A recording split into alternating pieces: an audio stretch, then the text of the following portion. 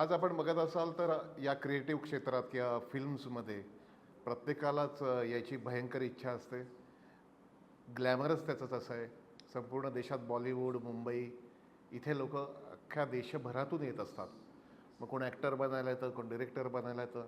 तुम्ही बघाल तर मुंबईमध्ये अंधेरीसारख्या ठिकाणी किंवा देशभरात अक्षरशः पानवाल्यासारख्या ॲक्टिंग स्कूल आपल्याला दिसतात आणि 2-2 महिने, 3-3 महिने, 4-4 महिन्याचा कोर्स लाखो रुपयांच्या फीज देऊन करतात. दुसरा एक अनुभव असा आहे की सगळ्या मुंबईच्या स्कूल्स असतील किंवा देशभरातल्या ज्या मोठ्या स्कूल्स असतील त्याच्यात बरेचसे आपले लोक एक न्यूनगंड असतो की मला इंग्रजी येत नाही. फिल्म इंडस्ट्री एका मराठी माणसाने चालू केली. दादासाहेब फाळकेंनी ही जर इंडस्ट्री चालू नसती केली तर आज कोणीच स्टार झालं नसतं, कोणीच फिल्म मेकर झालं नसतं.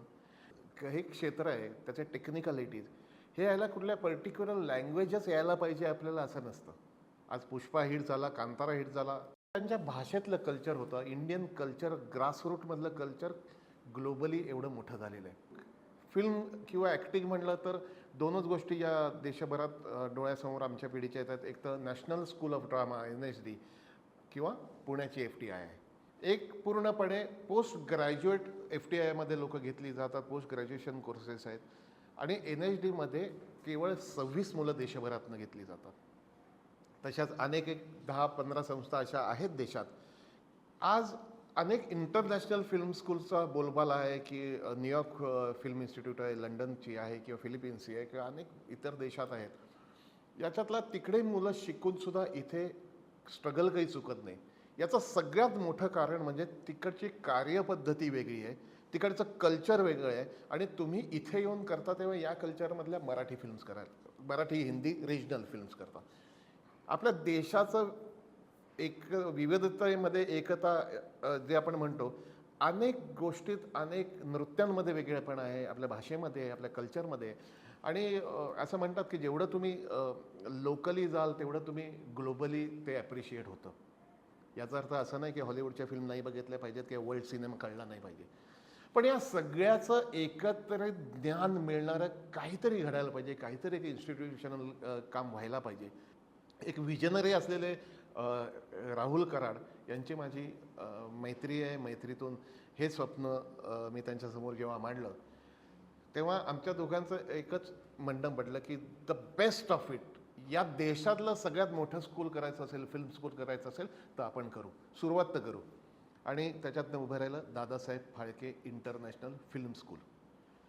आणि मला अत्यंत आनंदाने सांगावंसं वाटतं की NSDचे फॉर्मर डायरेक्टर आपले डॉक्टर वामन केंद्रे हे या बोर्डवरती आहेत. नंतर अनेक लोक FTIचे लोक या बोर्डवर आहेत. MIT मीडिया स्कूलचे डायरेक्टर जे आहेत धीरज सिंग, ज्यांना मीडियाचा गेल्या अनेक वर्षाचा अनुभव आहे, ते डायरेक्टर म्हणून आहेत. मी स्वतः या फिल्म स्कूलचा डायरेक्टर क्रिएटिव्ह म्हणून आहे. अनेक या क्षेत्रातली लोक आपण जमा करण्याचा प्रयत्न करतो आहोत.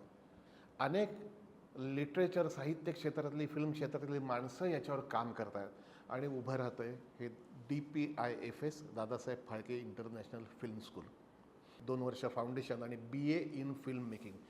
एखाद्या गोष्टीत आम्हाला इथे स्टुडंट्स निर्माण करायचे नाहीत, आम्हाला असिस्टंट्स निर्माण करायचे नाहीत, आम्हाला या क्षेत्रातले, फिल्म क्षेत्रातले लीडर्स निर्माण करायचे आहेत, ज्यांची नावं या देशाच्या आणि जगाच्या इतिहासात एक फिल्म मेकर म्हणून घेतली जातील, एक सुपरस्टार म्हणून घेतली जातील, एक ॲक्टर, सुपर ॲक्टर म्हणून घेतली जातील, सिनेमॅटोग्राफर म्हणून घेतली जातील.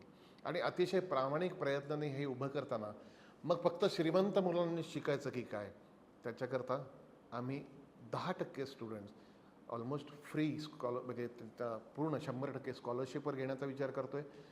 तुम्ही नक्की याचा विचार करा. या क्षेत्रात ज्यांना येऊ पाहायचं आहे, यायचं आहे आणि जेन्युनली ज्यांच्या अंगात पॅशन आहे त्याच मुलांना आम्ही इथे स्टुडंट्स म्हणून घेणार आहोत. ज्यांना असं यायचं आहे त्यांच्यापर्यंत ही माहिती पोचवा. धन्यवाद.